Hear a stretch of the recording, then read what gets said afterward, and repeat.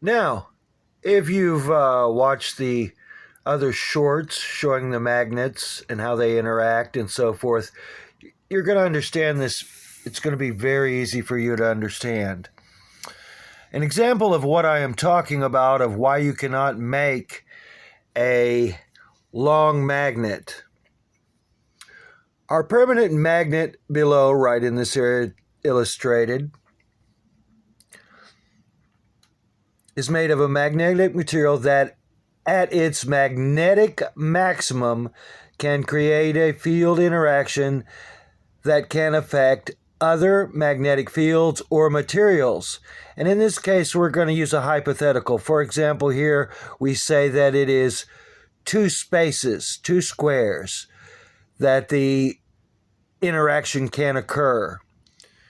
Okay, so here's the center line of our magnet. This side is hypothetically south, this side's north.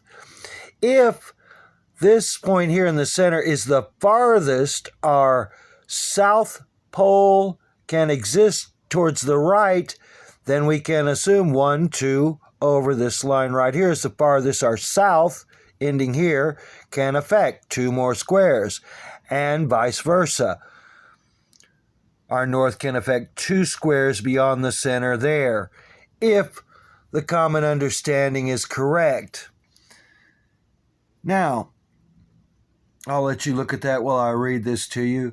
This point here at the end of the magnet, being beyond our magnetic material's maximum interactive distance from the South Pole here, which 1, 2, 3, 4, several spaces,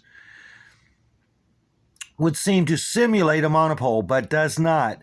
No matter how far our north polarity is distanced from our center and our south pole. This is how it seems to be, but it's false in this drawing. Now, what I'm going to show you is what I've shown you in the previous videos of what it really is. So, we see it correctly that there's an interpole on either side, south field, north field underneath, and that's how it's presenting. In this case, it's south and north on the outside. Therefore, if we keep the same 2 squares from there, but also we see it interacts almost to the end now. And this is why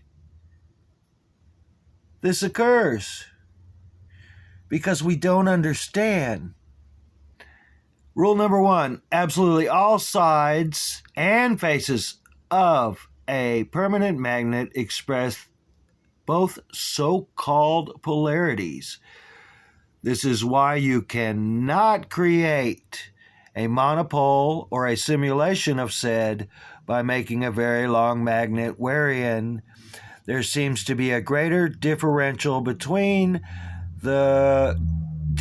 distance between the 2 so-called polarities that seems to be larger than either polarity can reach to interact.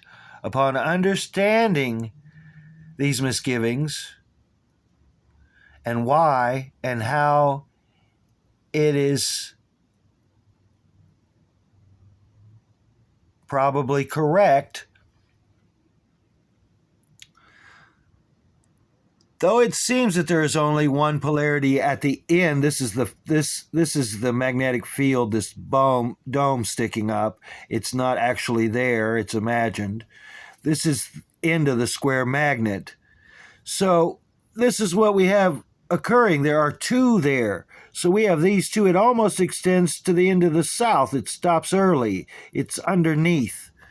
And I hope that explains that for you and you understand what I'm talking about. I will continue with the next video that will explain further of how this looks when working with a longer magnet.